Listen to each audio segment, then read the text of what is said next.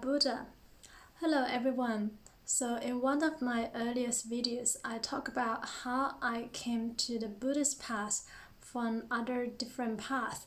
And in this video, I like to share why I choose to practice Pure Land Buddhism amongst all different branches and lineages in Buddhism, such as the Chan Buddhism and the Tibetan Buddhism and others. So first of all, I respect all different practices and lineages, and they're all the teachings by the Buddha, and I found all of them to be tremendously interesting.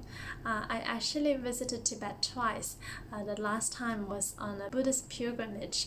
I went with this Buddhist group and we visited many temples in Tibet, so to try to get a better understanding in Tibetan Buddhism and the culture. And also Chan Buddhism. I'm also a big fan of Chan Buddhism, or in Japan known as the Zen Buddhism. So all these teachings by the Buddha is filled with profound wisdom, and I have great respect. And Buddhism is actually one, but it's just like there are different paths that will lead you to awakening. The end goal is to be awakened, to be enlightened. And some people may find enlightenment to be a scary word, or another word is to be liberated from all sufferings in life. In the end, we all want sort of eternal happiness and every road to Rome, but it's better to stick with one path, because if we practice different practices, then it will be a bit more confusing, and I know I'm not that intelligent, so the easy way is for me to just stick with one path. And after considering all these different lineages, I chose Pure Land Buddhism. Or in a way, it kind of also chose me. I felt it's just destiny, because when the first Dharma talk I listened was Master Ching Kong, who is a very renowned Pure Land Dharma master. He talked about the Pure Land Amitabha Buddha and how easy this path is. Amitabha recitation comprised the main practice in Pure Land Buddhism. So for me, all these practices helps us to do two things. First is to live happily in the present, and secondly is to have a good next life. For me, it's to sort of exit the cycle of reincarnation. So I feel the path of Pure Land Buddhism really satisfies these two criteria, so I like to stick with very easy method. Although all paths are the same in that they all lead to the final destination, but it doesn't mean that they are all equally easy. So some paths are actually, to me, much more difficult and complicated than the other. So for instance, in Tibetan Buddhism, you have to cut off desire while being in the desire, and this is extremely challenging. I found the practices involved are actually much more complicated, and with my level of intelligence, I feel I'm not qualified to practice this path. And with this path, so you either realize Buddhahood through it, you really realize the emptiness of all phenomenon, or you may be drowned in desires and attachment and you will fall into hell. So there is actually no middle way in this path. And I know with my, again, level of intelligence and my past sort of tantra experience, it will definitely lead me into drowning in more desires and attachment. So hence, these higher practices will not be suitable for me. And this is really like the PhD in Buddhism. And similarly for Chan Buddhism, yes, in theory we can realize enlightenment in one instant, but it's not that easy at all. And the sixth patriarch of Chan Buddhism, Master Huineng, actually said this path is for people with utmost intelligence. For people who can really realize enlightenment in this life, they must have practiced a lot in their past lives. But I know I'm not that kind of person, so this will also not be suitable for my level of practice and intelligence. And also all these practices rely on self-effort to realize enlightenment in order to exit the cycle of reincarnation. Whereas for the Pure Land Buddhism, it's suitable for people with all different levels of intelligence. The practice is really easy, and you don't need to realize enlightenment in order to seek rebirth to the Pure Land. But when one arrives in the Pure Land, one can realize enlightenment quickly due to Amitabha Buddha's great vows. Nowadays, we also see Tibetan masters and Chan masters, they all start to chant Amitofo, Namo Amituofo Buddha to seek rebirth to the Pure Land as well, because they also realize it's really the Dharma decline age, where with the world filled with so much desire, temptation, craving, ignorance, it's extremely difficult for one to obtain enlightenment purely relying on self-effort, and hence now everyone relies on Amitabha Buddha's great vow to help us seek rebirth to the Pure Land. And the method of a Nianfu of Amitabha recitation is really easy. All we need to do every day is to remember Amitabha Buddha and to chant his name repeatedly in our mind to help us come back into the present, to help us filter all these negative thoughts and transform them into the name of Amitabha Buddha.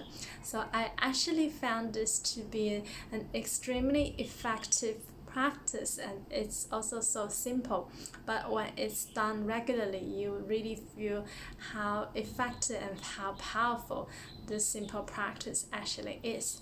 And also I have deep belief in Amitabha Buddha in the Pure Land, because by living in China, I have really seen so many rebirth cases, so many eyewitnesses accounts of Amitabha Buddha. So this is definitely true. If it's not true, if no one has sought rebirth, then I believe this practice will not have been kept for so long, for almost 2,000 years. And we really have heard of rebirth cases that happen actually almost on a weekly basis here in China. And also through my own practice, whenever I chant the name of Amitabha Buddha, I really feel the light of Amitabha Buddha and feel this blessing. It really brings me a lot of serenity. So that's why I stick to this practice.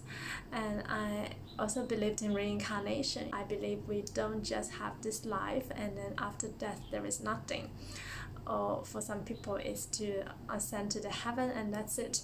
So I actually believe, like what the Buddha told us, we've been in a cycle of reincarnation for countless lifetimes. It's not just this life. Okay, think about it. If there is this God who creates everything, and if we only have one life, then why is God so unfair that for some people they seem to be really blessed when they were born? They don't seem to have to work at all for their entire life. They're blessed in every aspect of life. Whereas for some other people, it seems no matter how hard they try, they always suffered from a lot of hardships. Why are there so many differences amongst us? If God is really fair and loving and compassionate, wouldn't he just create everybody the same? So it must have been that there is something that this person has done in his previous life that we have not seen, such it brings this karma. So I definitely believed in karma and reincarnation, and also through my own experience, my own near-death experience, and perhaps some sort of deja vu experiences may be realized. We definitely don't just have one life. And also I read about a lot of cases of people with past life memories, which I'll also shared later in this channel. What caused reincarnation is our own karma, our own thoughts, all the other practices. You have to rely on your self-effort to be enlightened in order to exit the cycle of reincarnation, to be liberated from all sufferings in life. So this is extremely hard. You have to make the extinction of all the mental defilements. You have to be completely non-attached, have no craving, no aversion, no ignorance. All these are extremely difficult. Why is that? Because we've been trapped in the cycle of reincarnation for too long. Because habitual force that carried through past lives are strong. We were born with already attachment and separation carried through from past lives. So it's really difficult for us to change our habitual habit and thinking. We know that it's not good to be attached, but we can't help ourselves. We know that we shouldn't be craving for things that are not good for us, but sometimes we also can't resist the temptations. So to obtain enlightenment, to be free from all sufferings in life, to master self-control, I think this is really the most difficult task on earth. This is perhaps more difficult than climbing the Himalaya. You are kind of like climbing the Himalaya within yourself. It's always easier to conquer what's outside of you, but when it comes to conquering what's inside of us, it becomes even more challenging. So that is why I stick with Pure Land Buddhism, because I know that with my own level of ability and intelligence, there is no way for me in this life to obtain enlightenment. So the good thing about gaining rebirth to the Pure Land is that you don't need to be enlightened. The Pure Land is completely outside of the system of reincarnation. I really have this deep desire to exit the cycle of reincarnation. There is just so much suffering. I don't even dare to watch the news. Sickness is suffering, death is suffering. We see so many people are dying every day. So many people are being killed by the virus, by other causes. So to be in the cycle of reincarnation means the suffering will never be the end. It's always sort of endless suffering. So that is why I feel this urge, this deep desire in me to exit the cycle of reincarnation in this lifetime. The only path, the practice allow me to do that is to recite the name of Amitabha Buddha and to seek rebirth to the Western Pure Land of ultimate bliss, where it's a world with no suffering and all bliss. And this is definitely true because of so many people who have already sought rebirth there. It's really genuine teaching by the Buddha, and Buddha would not lie to us. It may seem like a selfish desire, I just want to escape this world and go to the Pure Land, but if we really want to help the beings here, we have to sort of save ourselves first. So the good thing about gaining rebirth to the Pure Land is after we realize enlightenment there, we can come back to this world really quickly or to other worlds to help other beings as well. And also my father died about 10-11 years ago, and also I had a near-death experience, and there were really a few times I was very close to death. The thought of impermanence is always on my mind. Impermanence could really happen at any time. We can't think like, okay, I'm young, so nothing will happen to me, I'll live until I'm 80 years old. We can't really say that. We really don't know what might happen sometimes in the next moment or even tomorrow. So really impermanence is the truth of this life, and anything could happen. That is why it's always good for us to be prepared. And with Nearful practice, with Amitabha recitation, it helps us to be prepared in every moment. So for real Nearful practitioners, there really should be no fear of death and no fear of impermanence, because we know where we will go after. If anything happened to us by serious impermanence like death, we will just chant the name of Amitabha Buddha repeatedly, and even 10 recitations at the time of death. Amitabha Buddha will come to receive us. So if you have the same desire of liberate from all sufferings in life, then seek rebirth to the Pure Land, and also the desire to help other beings as well, then also seek rebirth to the Pure Land. And if you're not so sure about this, then you can still practice Amitabha recitation in your everyday life to help you obtain peace of mind.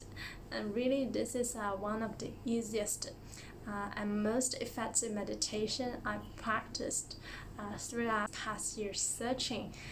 So I'm really so grateful to encounter this wonderful Dharma, and also grateful to my teachers, Master Ching Kong and Master Ren Shan, and I found this is really the path for me in this life. So may we all be able to obtain rebirth to the land of ultimate bliss. and may we all be free from all sufferings in life. Namo Amitabha, Buddha.